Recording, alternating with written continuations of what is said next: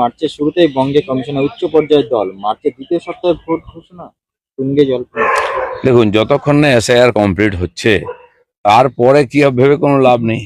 বারবার এক্সটেনশন হচ্ছে, কারণ রাজ্য সরকার চায় না এসআইআরটা কমপ্লিট হোক, শেষ হোক বা পশ্চিমবাংলায়। সেখানে যত রকম অসহযোগিতা করার করছে। বাকিটা তো নির্বাচন কমিশন বা সুপ্রিম কোর্টও বলেছেন যে এসআইআর আটকানো যাবে না। চেষ্টা হচ্ছে, কিন্তু সমস্ত সরকারি কর্মচারীরা যদি বিরোধিতা করে, অসহযোগিতা করে, এসআইআর ঠিকঠাকও হবে না, সময়ও শেষ হবে না। আগস্ট নয় এপ্রিল থেকেই রাজ্যের যুবসাথী প্রকল্প নবান্নে ঘোষণা মুখ্যমন্ত্রী, বাজেটেই বেকার যুবকদের ১,৫০০ টাকা করে দেওয়ার ঘোষণা, ক্যাম্পে তোলা যাবে নাম। ইলেকশন এলে অনেক রকম ধ্যান ভাতা। 15 বছরের পরে বেকার যুবকদের কথা মনে পড়লো। উনি তো পরিযায়ী শ্রমিকদের জন্য আলাদা ফান্ড করেছিলেন, সে ফান্ড কোথায় গেল? কতজন ব্যবসা শুরু করেছে, কতজন পেয়েছে? সব পার্টি ক্যাডারে পেয়ে গেছে। এই যে যে যুবক, এ তো কত লক্ষ যুবক আছে, একটা 1000 পোস্টের জন্য 15 লাখ লোক পরীক্ষা দেয়। তো ব্যাপক সংখ্যায় আছে। কতজন ভাতা পাবে? তারা কি কেবল টিএমসি ওয়ার্কাররাই পাবে, ক্যাডারেই পাবে, না বাইরের লোকেরাও পাবে? কিসের আধারে এই ভাতা দেওয়া হবে? এই যে অফিসারদের তালিকা নিয়ে অব্যাহত দ্বন্দ্ব হচ্ছে ইলেকশন কমিশন আর রাজ্যের মধ্যে। এই ৮,৫০৫ জনের যে তালিকা দিয়েছে সেগুলো গ্রুপ বি আধিকারিকদের তালিকা নিয়ে ভ্রান্ত তথ্য ছড়ানোর অভিযোগ রাজ্য সরকারের কিছু স্বার্থান্বেষী মহলের। তাহলে ইচ্ছাকৃতভাবে ইসিআই থেকে জমা দেওয়া ডেটাবেস বিকৃতি করছে বলে দাবি।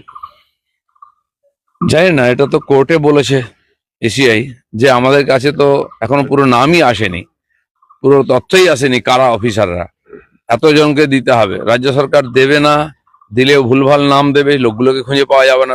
একটাই উদ্দেশ্য, এসআইআর কে ডিস্টার্ব করা। বুঝি কোষাগারে টাকা নেই, ডিএ দিতে পারছে না, রাজ্য সরকার যে ডিএ দেওয়ার কথা ছিল সেটা দিতে পারছে না। কিছু ভাতা দেওয়ার জন্যই কি শুধুমাত্র টাকা রয়েছে? দেখুন, ডিএ না দিলেও চলে যাবে। কোর্ট এর আগেও বলেছে, মমতা ব্যানার্জি মানেননি, আবার বলেছে, আবার মানবেন না। কোর্ট তার ওনাকে ক্ষমতা থেকে সরাতে পারবে না। তো সেই জন্য এখন যেটা জরুরি, আর সেটা হচ্ছে ভোটের সুবিধার জন্য কাকে দেওয়া উচিত। অন্যান্য ভাতা বাড়িয়ে দেবেন, কিন্তু যাদের অধিকার, যারা কাজ করছেন তাদেরকে বঞ্চিত করবেন, সেটাই বারবার হচ্ছে। তো আমার মনে হয় না যে ডিএ কর্মচারীরা সময়ে পাবেন। হয়তো নাম মাত্র একটা কিছু দিয়ে দেবে, আর তার কিছু তামেদার বলছে দিদি বিরাট কিছু করেছেন, তারা লাফাতে আরম্ভ করবেন, ইলেকশন পার হয়ে যাবে। জ্ঞানেশ কুমারের অপসারণে অনেক তৃণমূল, মুখ্য নির্বাচন কমিশনের বিরুদ্ধে ইমপিচমেন্ট প্রক্রিয়া শুরু, ইন্ডিয়া শরিকদের সঙ্গে আলোচনা চলছে, জানান অভিষেক।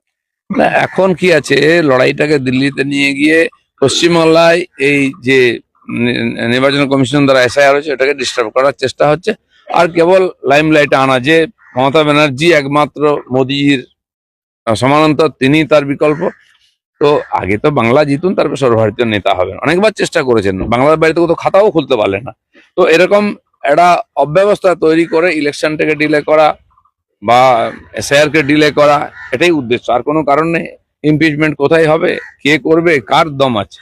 বুঝি ভবানীপুরটা নিয়ে, ভবানীপুর বিধানসভা কেন্দ্র নিয়ে যথেষ্ট উদ্বিগ্ন মুখ্যমন্ত্রী মমতা বন্দ্যোপাধ্যায়। ফের বিএলএ-2দের নিয়ে বৈঠক, তৃতীয় দফায় বৈঠক, বাড়ি বাড়ি কারণ আছে। দেখুন, মমতা ব্যানার্জিকে এমন ভাড়ানো হচ্ছেন অজেয়। বিজেপি তো ওনাকে হারিয়েছে নন্দীগ্রামেতে, তো ওখানে হারলে এখানেও হারতে পারেন। 44,000 নাম অলরেডি বাদ গেছে। এখন ভয়ে আছেন যে এসআইআর কমপ্লিট হলে আরো কত নাম বাদ যাবে। তো যেটা উনি লিড পান, এখান থেকে তো লুটপাট করে, চুরি করে, চাপা ভোট দিয়ে হয়। তো সেটাই যদি পুরো চলে যায়, মমতা ব্যানার্জি জিতে আসা খুব মুশকিল। আর টেনশন থাকাটাও স্বাভাবিক। স্বাভাবিক আছে। এতদিন যেটা বলে দিতেন, নমিনেশন করে দিতেন, জিতে যেতেন পশ্চিমবাংলায়। এটা টিএমসির পক্ষে কোনো সিটই আজকে সেফ নয়, বা জিতে যাবেন এরকম নয়। ববি হাকিম বলছেন না মুখে যে আমাকে কেউ হারাতে পারবে না।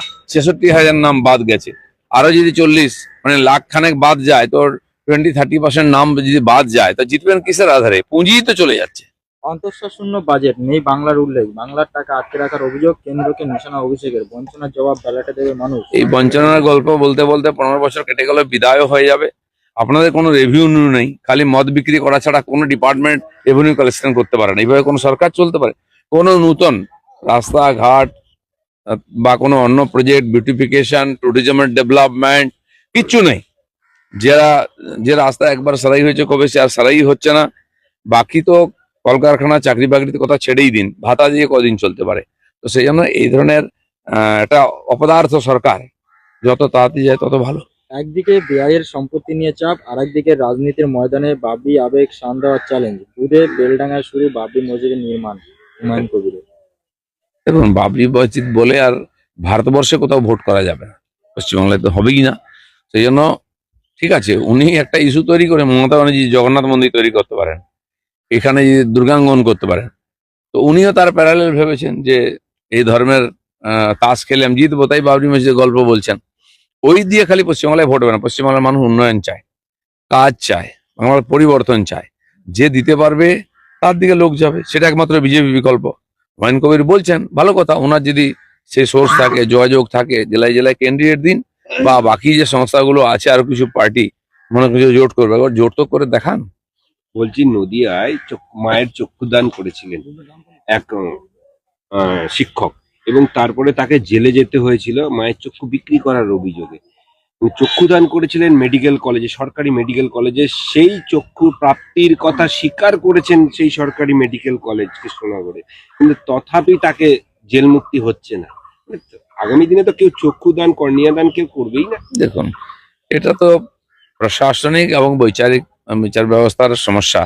কারণ এখানে পুলিশ কি বলতে কি বলে, কি লিখতে কি লেখে, যাকে ইচ্ছা চোর সাজিয়ে দেয়, যে কোনো বড় চোরকে সাধু সাজিয়ে দেয়, এটা পুলিশের কাজ সাজিয়ে, তারা যেভাবে রিপোর্ট দিচ্ছে করছে, তার আধারে কোর্ট জাজমেন্ট দেয়। কেন এই ধরনের কাজে যদি সত্যি সত্যি বিক্রি করে থাকে, কেউ তো পয়সা দিয়েছে সে লোকটাকে, কত টাকা দিয়েছে, কোথায় দিয়েছে, কবে দিয়েছে, এই তথ্য চাই। তো নাহলে যে কোনো লোককে ধরে জেল ঢুকিয়ে দেবেন, তাহলে তো কেউ তো অঙ্গদান করবে না। খুব বাজে মেসেজ, এটা এটা হওয়া উচিত নয়। দাদা বাংলাদেশে দাদা দাদা